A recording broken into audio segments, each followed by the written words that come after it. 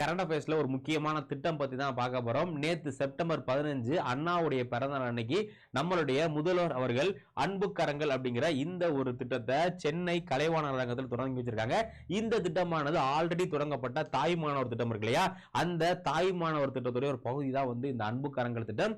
இதுல யார் பயனாளர்கள் அப்படின்னு பாத்தீங்கன்னா, இதுல பெற்றோர்களை இழந்த குழந்தைகள் இருக்காங்க, ஆர்ஃபன் சைல்டு. சோ அவங்க தான் வந்து இது ஒண்ணு இந்த திட்டத்தில் எலிஜிபிள் ஆகிறதுக்கு ரெண்டு பெற்றோருமே அந்த குழந்தைகளுக்கு இருக்கக்கூடாது, இல்ல ஒரே ஒரு பெற்றோர் இருக்காங்க ஆனா அந்த குழந்தையை வந்து பாதுகாப்பா பாத்துக்கல அப்படின்னா அந்த குழந்தைகள் இந்த திட்டத்தில் எலிஜிபிள். சோ இந்த குழந்தைகளுக்கு என்ன பண்றாங்க அப்படின்னா, மாதம் நம்ம தமிழக அரசாங்கம் 2000 ரூபாய் இந்த குழந்தைகளுக்கு வந்து கொடுக்குறாங்க. இந்த திட்டத்தில் சேர்ந்ததுல இருந்து அந்த குழந்தைகளுக்கு 18 வயசு ஆற வரை என்ன பண்றாங்க அப்படின்னா இந்த 2000 ரூபாய் வந்து கொடுக்குறாங்க.